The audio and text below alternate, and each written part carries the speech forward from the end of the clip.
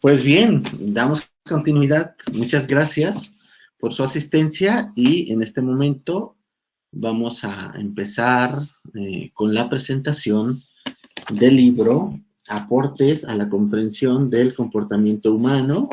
Tengo el gusto de tenerlo aquí a la mano y tuve la oportunidad también de revisarlo y de ver algunas de las contribuciones, muy interesante. Y bueno, a eso vamos a dedicar el tiempo que nos queda de la jornada de trabajo del día de hoy. Para ello nos acompañan los editores de esta importante obra que recomendamos ampliamente. Eh, si no me equivoco, el profesor Martín ya está presente y eh, solo una pregunta, profesor Martín, ¿están los demás editores del libro? Además de usted, ¿quién presentaría la obra? Gracias, profesor Rubén. ¿Ahí me escuchan? Sí, muy bien. Sí. En este caso,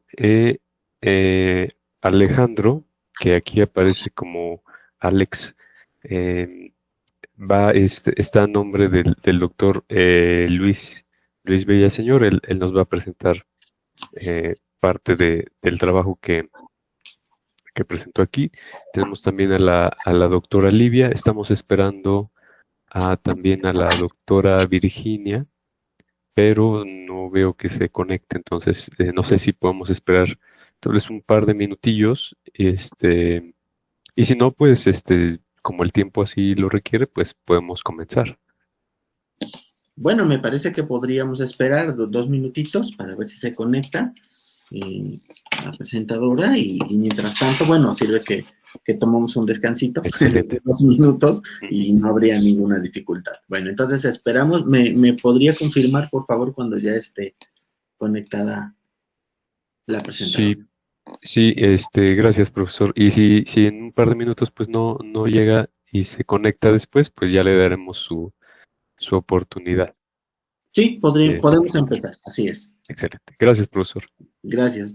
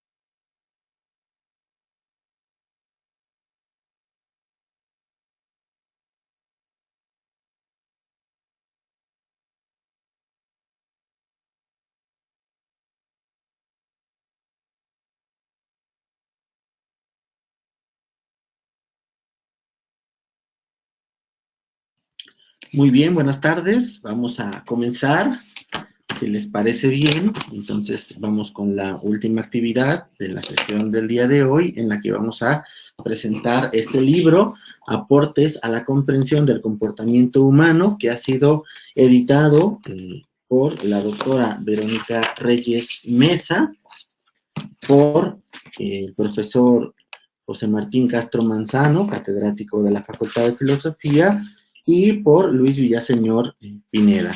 Tenemos hasta las 6:30 aproximadamente para realizar la presentación, así que, bueno, cada uno de los presentadores tendrá en promedio entre 15, máximo 20 minutos, y, bueno, si me permiten, pues le doy la palabra a Alex, me dice el profesor Martín, que está en representación de Luis Villaseñor, si no me equivoco. Entonces le vamos a dar la palabra a Alex para que haga su presentación. Profesor Rubén, sí, le damos la palabra a Alex. Solo quería yo empezar primero con unas palabras. Bueno, pues está bien. Discúlpeme, profesor. Sí. Adelante, profesor. Gracias. Sí, yo solo quería, digamos, hacer una pequeña introducción a la actividad del día de hoy y al material que, en efecto, el profesor Rubén nos hizo favor de presentar. El libro Aportes a la comprensión del comportamiento humano es un libro que a lo mejor eh, pudiera parecer que está fuera de contexto en el evento en el que estamos hoy, pero no lo está. Y en primer lugar, quisiera pues agradecer el espacio del evento que nos ha dado esta pequeña ventana para presentarlo. Y digo que no lo está porque en el fondo el material incluye una serie de trabajos de distintas disciplinas y de distintos órdenes, pero que tienen que ver justamente con distintos aspectos de la conducta humana y de las personas humanas. Yo solo quería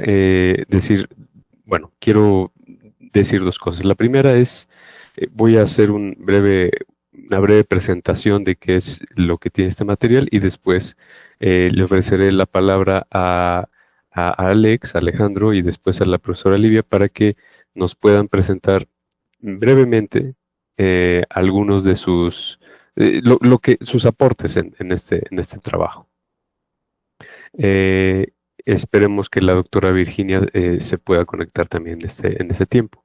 Bueno, en primer lugar, este trabajo o este material es el resultado de varios años de trabajo.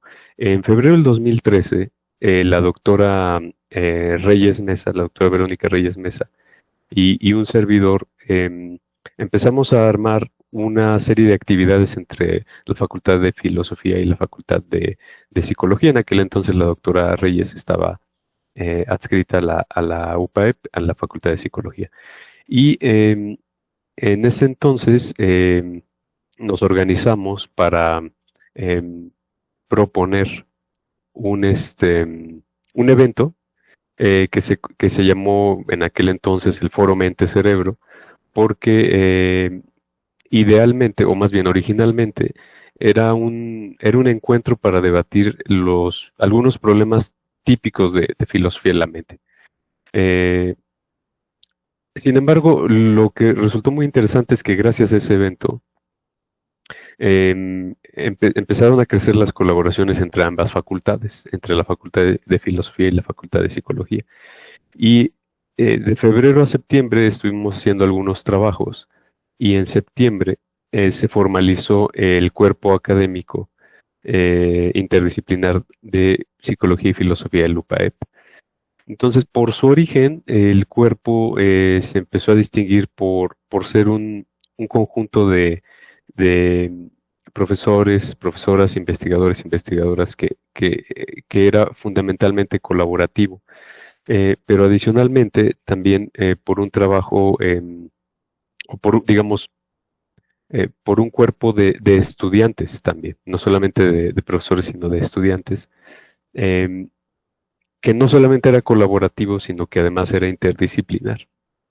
Entonces, eso, llevó a formalizar algunas de las actividades del cuerpo. En general, nosotros tratamos de identificar tres grandes actividades: investigación, docencia y divulgación.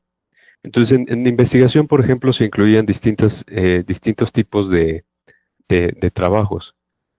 Por ejemplo, recuerdo uno con mucho cariño en particular, cuando utilizamos algunas herramientas para la evaluación y rehabilitación de ciertas funciones cognitivas, ¿no? Y también, por ejemplo, bueno, en ese caso, por ejemplo, teníamos algunos estudiantes que estaban en la licenciatura, en, en la ingeniería en sistemas y computación, ¿no?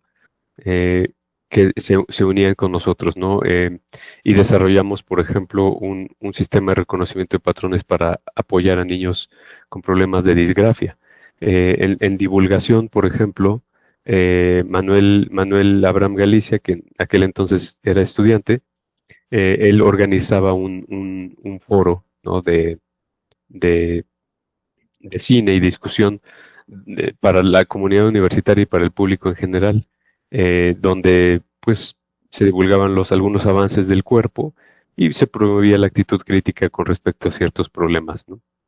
Pero además de la formación académica y la investigación y la divulgación, e incluso el servicio social, el cuerpo generó vínculos con otras comunidades académicas y de investigación, como el Cuerpo Académico de Tecnologías del Lenguaje y el Laboratorio de Tecnologías del Lenguaje del INAOE, y el Departamento de Tecnologías de la Información, División de Ciencias de la Comunicación y Diseño de la UAM, de la Autónoma Metropolitana. Entonces, del trabajo constante con estas instituciones, de estos foros, porque no fue el único foro, se fue armando este material con las contribuciones más importantes de todos estos eventos. Entonces, lo que vamos a hacer ahora miren, justo se acaba de conectar la doctora Virginia. Lo que vamos a hacer ahora es entonces hola doctora, buenas tardes, darle la oportunidad a algunos de los autores a que nos presenten en un tiempo. El profesor Rubén ya nos dio cierto tiempo, pero pueden ser de 5 a 10 minutos, que nos presenten brevemente el contenido de sus contribuciones, un poco para invitar a la lectura de este material. Entonces, si no hay mayor problema, le doy la palabra ahora sí a Alejandro para que nos pueda presentar su contribución.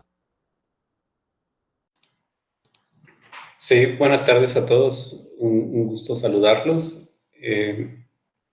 En nuestro caso vamos a platicar un poquito del capítulo titulado, creo que lo tengo, hacia la clasificación de habla imaginada registrada mediante electroencefalogramas. En este capítulo nosotros lo que hicimos fue una experimentación para tratar de caracterizar lo que son las señales de electroencefalograma de las personas mientras ellos internamente pronuncian palabras. En ese caso se caracterizaron 5 palabras en lenguaje español, que son arriba, abajo, izquierda, derecha y seleccionar. También, como resultados de nuestra experimentación, utilizamos algoritmos de aprendizaje automático. Básicamente aprenden a partir de estas señales de electroencefalograma que previamente caracterizamos, y obtuvimos unos resultados alrededor del 70% de exactitud, los cuales son bastante buenos si tomamos en cuenta que son 5 palabras, pero pues obviamente digamos que para controlar un dispositivo todavía está un poco distante. Si queremos controlar un dispositivo que le permitiera a las personas controlar una silla de ruedas, por ejemplo, a lo mejor en 3 ocasiones de 10 tendríamos un error. Es decir, que, por ejemplo, si tenemos un evento de colisión, que nuestra silla controla algo que pudiese evitar colisionar con algo, pues en 3 de 10 ocasiones, pues sí colisionamos. Por lo tanto, hay mucha investigación que hacer.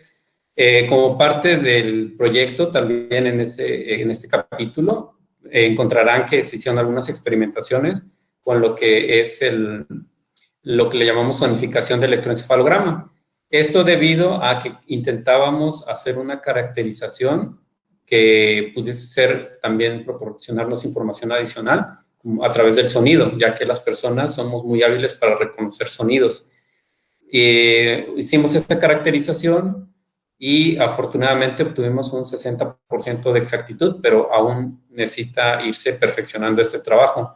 Los autores del proyecto fuimos el doctor Luis Villaseñor Pineda, el doctor Carlos Reyes García, también Dinaoe, y el maestro en ciencias Eric Fernando González Castañeda, que también participó en la creación de este proyecto. Básicamente de eso se trata y estoy a sus órdenes si hay alguna duda o algún comentario extra. Gracias. Muchas gracias, Alejandro. Yo tendré unas preguntas aclaratorias en un momento. Doctora Virginia, le damos la palabra.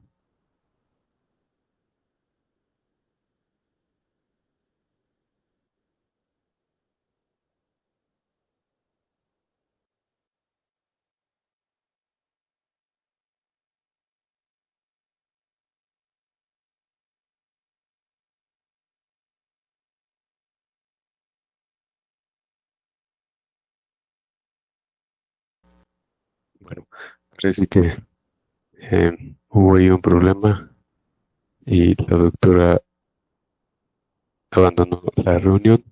Doctora Livia, en lo que esperamos a la doctora Virginia, ¿le gustaría a usted? Ah, ya. Veo que ella se ha unido, si no, Sí. con mucho gusto. Doctora Virginia.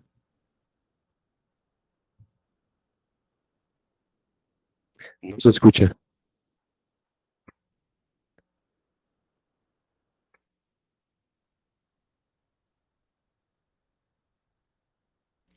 La doctora Virginia tiene el micrófono todavía desactivado.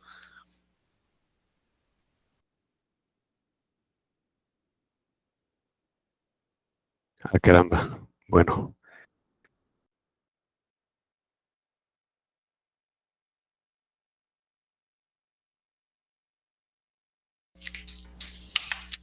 Ya, muy Sí. bien.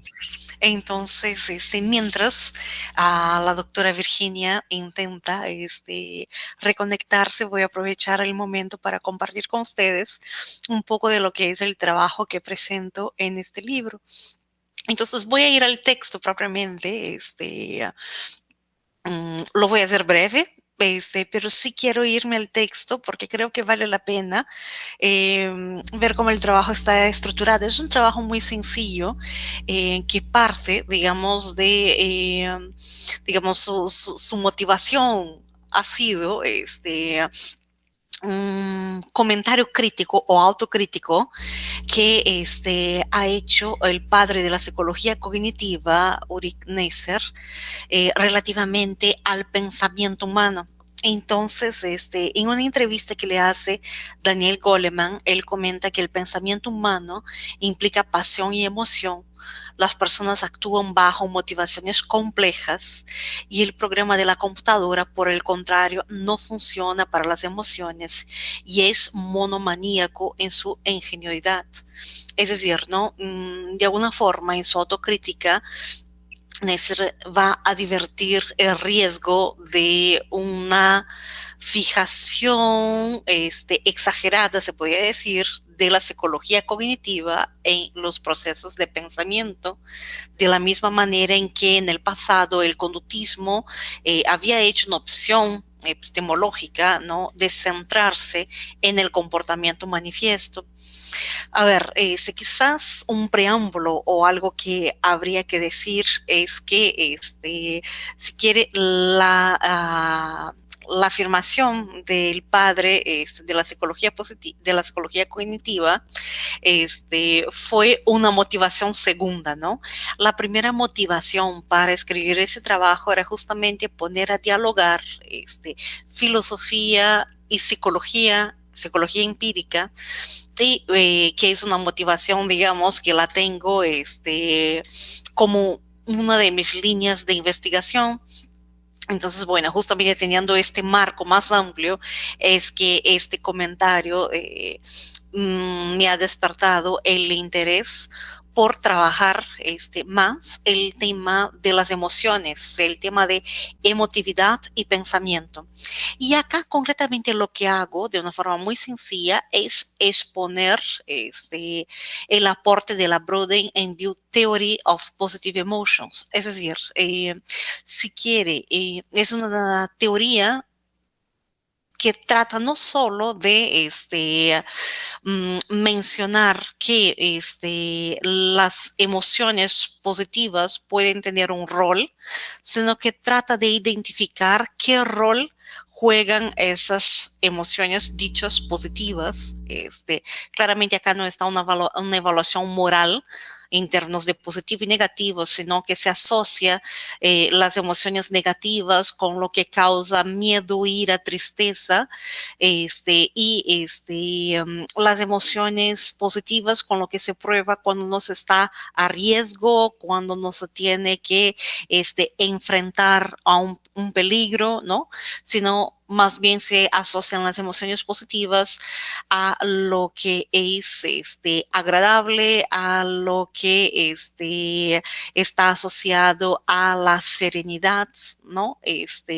Entonces, bueno, durante mucho tiempo la psicología sí había hecho asociaciones entre lo que posiblemente una emoción dicha negativa podría aportar al comportamiento humano, ¿no?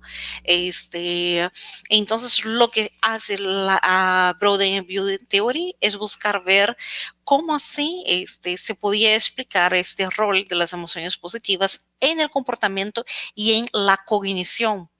Entonces, básicamente lo que yo hago en este capítulo es explicar la teoría, explicar qué se ha encontrado en términos de investigación y obviamente lo que hago es también hacer como una visión panorámica en términos de historia de la psicología, relacionando incluso lo que fue la antesala de esta investigación, que son los trabajos de la doctora Eisen, ya en el siglo XX, o sea, en los años 70 del siglo XX, que precedieran a esos trabajos de la Fredrickson. Fredrickson es la autora que ha creado o que ha formulado esta Broaden and Build Theory.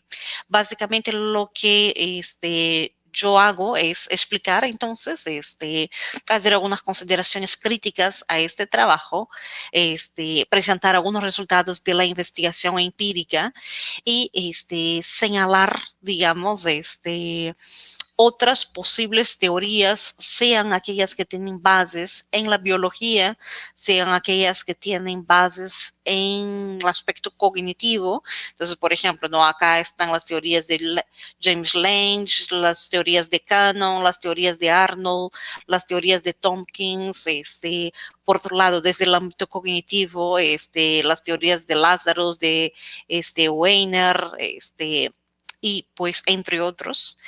Y hago ver al final un poco de los horizontes próximos de investigación, ¿no? Qué es lo que aún falta en la investigación y cuáles serían los próximos pasos que la investigación empírica tendría que recorrer para consolidar algunos aspectos de la teoría y también para hacerla más finas. Y para esto asumo algunas críticas que fueran hechas, por ejemplo, por Christian Christiansen, que justamente considera alguna confusión terminológica como algo que hay que mejorar, en fin. Acá ese aspecto, digamos, de ver lo que fue hecho, ver lo que hay por hacer y básicamente presentar, digamos, un tema de una manera exploratoria. Básicamente esto es un texto en Word de 10 páginas, ¿no? En el libro un poquito más. Y eso me da mucho gusto haber podido escribir esas cuantas páginas para dar a conocer el campo de la psicología entre filósofos y otros autores. Digamos, este libro es una riqueza justamente porque reúne aportes de distintos lados. Gracias por el espacio.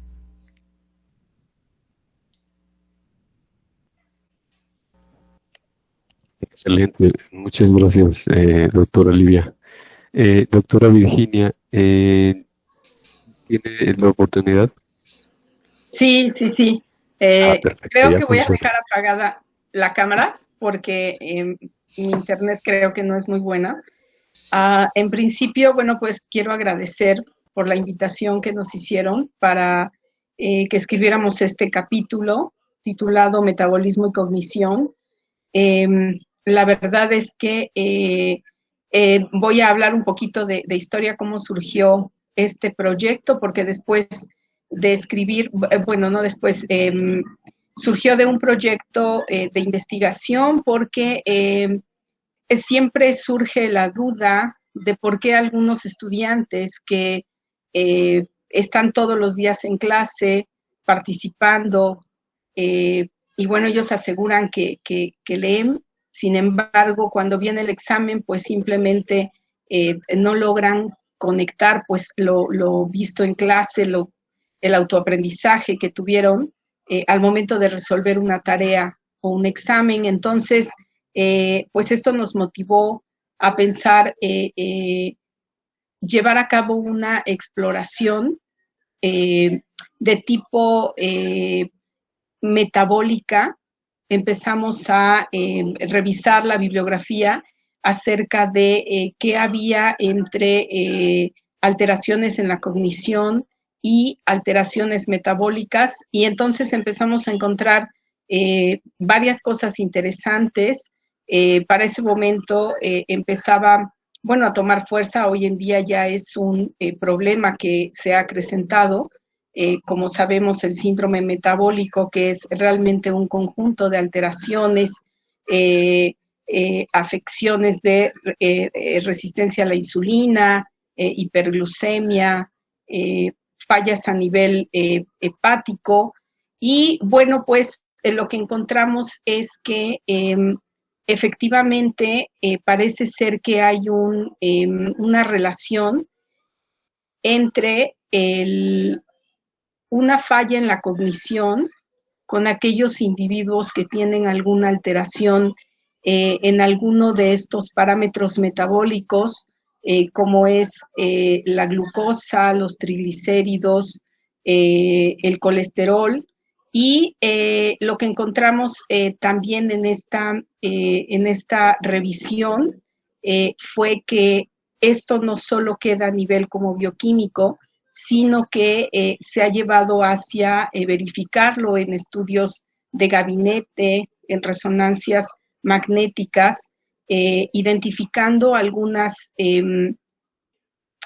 alteraciones a nivel cerebral que pudieran estar dando una luz de por qué se quiere relacionar que aquellas áreas cerebrales que participan en la cognición, en las funciones cognitivas, en la atención, en la fluidez verbal, todas estas funciones tienen que ver con que obviamente el organismo esté sano, y pareciera que esto es bastante lógico. Sin embargo, creo que en esta revisión que hacemos en este capítulo, pues presentamos no solamente aquellas regiones cerebrales que están implicadas en lo que es la cognición, también se presentan evidencias de algunos investigadores que justo han encontrado relación entre, por ejemplo, personas que presentan diabetes mellitus, síndrome metabólico, niveles altos de colesterol, con una disminución, por ejemplo, al momento de resolver tareas, una ralentización en la atención, y entonces todo esto nos motivó pues a continuar con este proyecto. Lo que no incluimos en este capítulo del libro, pues fue los resultados. Sí logramos hacerlo, medir estos parámetros metabólicos en estudiantes de medicina, y por ahí encontramos una correlación importante entre la alteración de alguno de los parámetros mencionados con una disminución. Nosotros lo que medimos fue el promedio académico, pero también se hizo una evaluación a través de una encuesta neuropsicológica en la que se midieron pues estos parámetros que les comentaba de atención, de fluidez verbal, de funciones ejecutivas. Y bueno, pues es un manuscrito que estamos preparando para publicación, pero bueno, yo creo que este capítulo queda como un preámbulo para justamente continuar con esta línea de investigación que, bueno, yo creo que va a dar mucho porque, bueno, pues como les decía, todo inició porque uno se pregunta por qué algunos estudiantes pues no tienen el rendimiento adecuado cuando los ves que ellos están completamente interesados y, bueno, pues poniendo todo su empeño.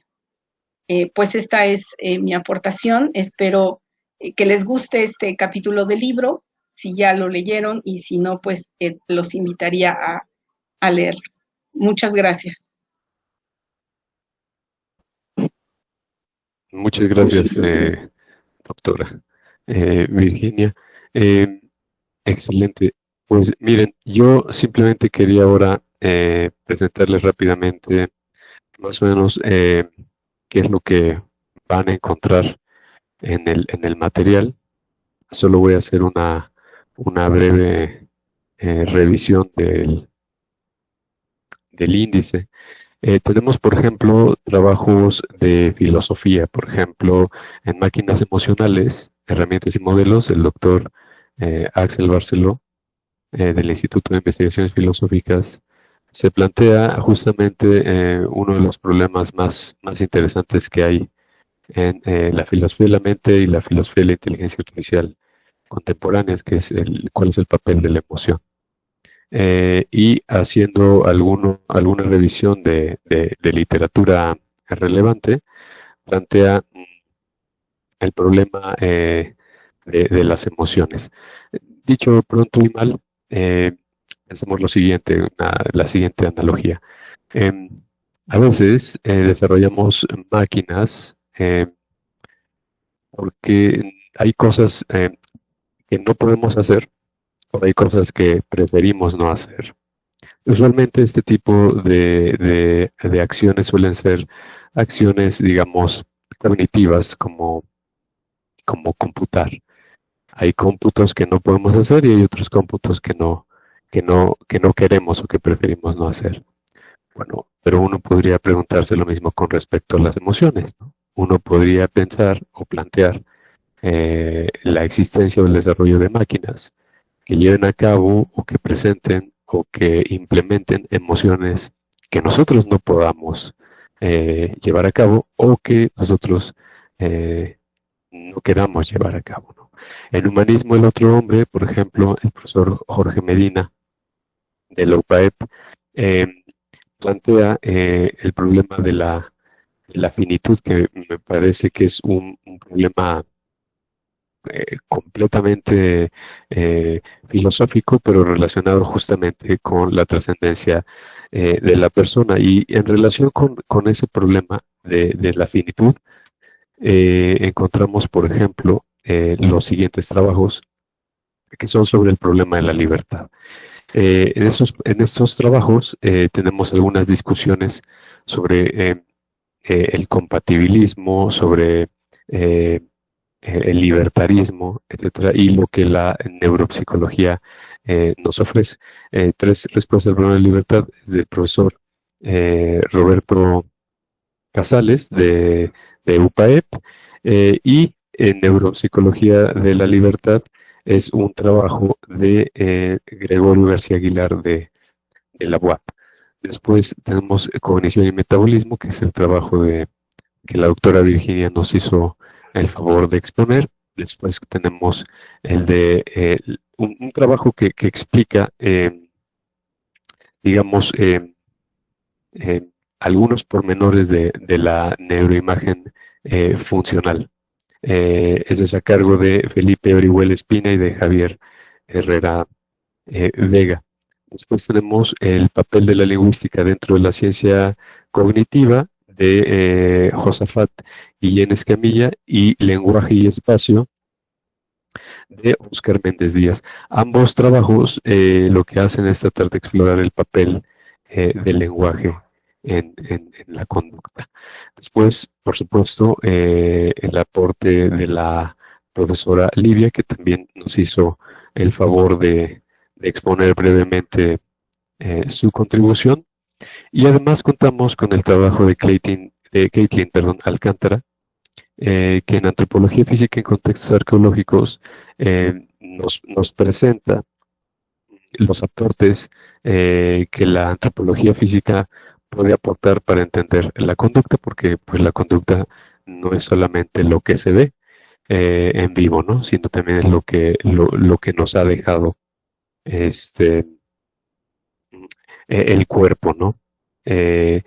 Y después tenemos el trabajo que Alejandro nos hizo el favor de presentar hacia la decodificación de habla imaginaria registrada mediante electroencefalogramas, que en particular a mí me parece que es un trabajo muy, muy interesante, que es en conjunto con Eric Fernando González Castañeda, Carlos Alberto Reyes García y el doctor Luis Villaseñor. Y por último, uno de los trabajos más interesantes de este libro, que es el de Esaú Villatoro, Antonio Juárez González, Hugo Escalante Valderas, Manuel Montes y Gómez, y también el doctor Luis Villaseñor, que se titula La detección automática de depredadores sexuales en chat, que me parece que cierra muy bien el trabajo, porque hace eco de algunos de los temas que se han discutido anteriormente en el trabajo, ¿no? El uso de sistemas automatizados para medir conducta que está asociada al problema de las emociones, el problema de la libertad. Y pues como les decía, este trabajo ha sido editado por la editorial Aula de Humanidades en la colección Ética y Sociedad. Y pues el profesor Rubén nos ha hecho el favor de compartir a través del chat el enlace en la editorial Aula de Humanidades para que ustedes puedan tener acceso al material. Profesor Rubén, le dejo la palabra. Muchas gracias. Muchas gracias, profesor, por apoyarme en la presentación y en la asignación de la sucesión de los presentadores. Cabe decir que, bueno, he puesto el link del libro en la editorial Aula de Humanidades, y también habría que añadir que ustedes pueden ahí descargar, yo creo que el primer capítulo, el índice, las primeras páginas, la introducción, con la cual, bueno, ya tienen una primera introducción a este libro, y los invitamos a leerlo, los invitamos a compartirlo. Yo quisiera llamar la atención ahora precisamente porque mientras el profesor Martín hablaba, yo estaba revisando este capítulo que es Antropología Física en Contextos Arqueológicos, y es sumamente interesante lo que hace aquí Caitlin Alcántara, precisamente, ¿no? En la descripción que hace de las excavaciones, de las muertes, de la tafonomía que llama aquí, ¿no? El análisis de algunas enfermedades que causan la muerte. Y bueno, es un estudio muy interesante. Ni qué decir que hay muchos otros trabajos de sumo valor, y los invitamos a leerlos. Nos queda tiempo para preguntas, comentarios, así que si alguien quiere decir algo, pues tenemos todavía algunos minutos para hacerlo.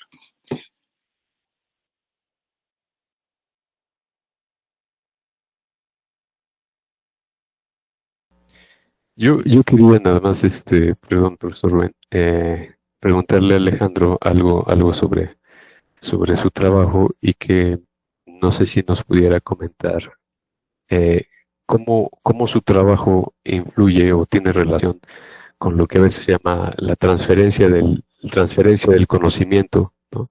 O la posibilidad de leer la información de una mente a otra. No sé si tenga algún tipo de relación, Alejandro, que nos pudieras contar brevemente algo. Sí, con mucho gusto.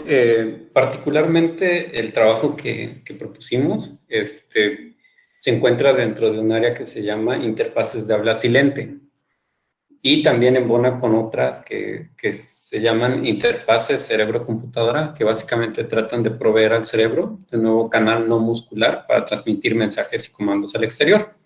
Entonces, nos vamos a enfocar particularmente en lo que son transmitir mensajes, ¿no? A nosotros nos gustaría que el habla imaginada pudiese ser un medio de comunicación para poder permitir a personas el expresar ideas o en ciertas situaciones, por ejemplo, en un caso de una discapacidad motriz severa, en casos en los que, por ejemplo, por el avance de la edad se deterioren ciertas habilidades comunicativas o que tengan una cirugía relacionada con una laringotomía, por ejemplo, o algunas situaciones muy particulares como cuando uno necesita tomar una llamada en un ambiente altamente ruidoso, pues para esa situación el sonido no sería adecuado, sino más bien algo que pudiese captarlo con otro modo indirecto, como el caso de las ondas cerebrales. Entonces, para llegar a ese fin último, pues primero hay que comenzar con pasos pequeños. En estos pasos pequeños, nosotros como equipo y grupo multidisciplinario definimos iniciar con un vocabulario que, como les comentaba, era de 5 palabras, que son arriba, abajo, izquierda, derecha y seleccionar, que tienen en común pues posiciones con las que podríamos manejar también el cursor, desplazamiento del cursor de una computadora. Y inicialmente los resultados que hemos obtenido utilizando algoritmos de aprendizaje, estos los entrenamos con los datos disponibles, es decir, se registran las señales de las personas cuando ellas internamente pronuncian las palabras, muchas repeticiones de estas palabras, aproximadamente 33 por cada una, y tratamos de ver qué tanta variación había entre sujetos. Por lo tanto, también se hizo la recolección de los datos de un conjunto de 27 sujetos. Entonces, a partir de esta información, nosotros lo que hicimos, ya técnicamente hablando, es caracterizar las épocas o las señales de las personas a través de lo que son la transformada de Wavelet, que es una herramienta que nos permite pasar la información a otro dominio, y posteriormente nosotros sacamos valores de energía, y estos valores de energía ya son lo que le pasamos a nuestros modelos computacionales.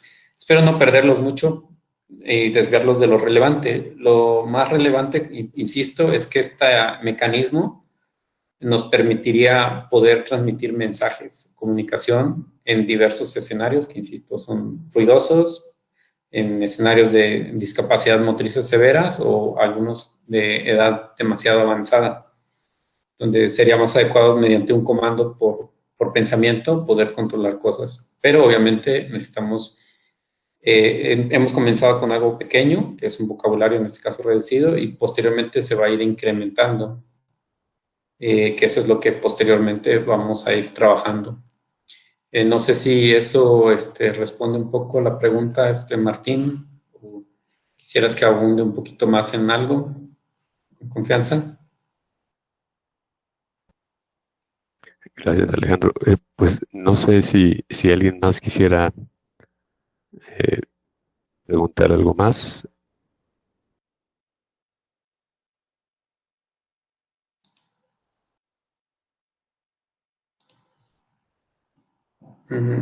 Pues creo que no. Estoy a sus órdenes si necesitan algo más y de cualquier forma, teniendo el libro en sus manos, seguramente van a surgir dudas y nosotros estamos en la mejor disposición de poder charlar para futuras colaboraciones o inclusive futuras investigaciones al respecto.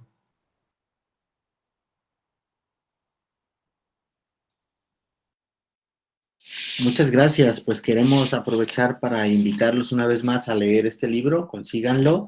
Es un libro muy interesante.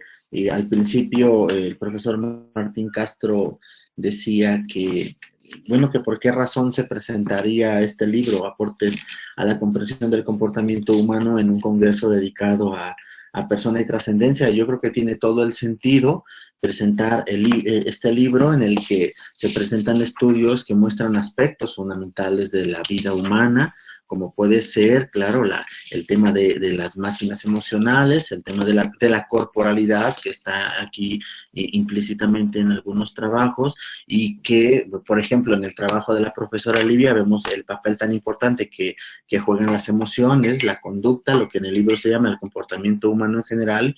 Y a mí me parece, profesor Martín, haciendo eco de lo que usted decía al principio, que tiene todo el sentido presentar este valioso trabajo. Además, cabe decir que, bueno, el profesor Martín ya ha presentado la introducción de este libro, en la cual se describe el trabajo que se ha venido realizando desde 2013, ¿no? Constituyendo un grupo de investigación que se ha venido consolidando a través del tiempo, y me parece que en ese sentido es un trabajo en el que se ve la constancia y cómo se han venido consolidando estas líneas de investigación. Así que, bueno, yo quisiera aprovechar para felicitarlos por el libro, a los autores, y también para felicitarlos por este diálogo interdisciplinar que se hace en distintas academias y además en distintas universidades. Así que, bueno, una vez más los invitamos a revisar el libro.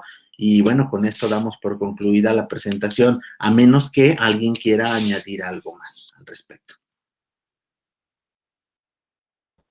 La profesora Livia ha levantado la mano.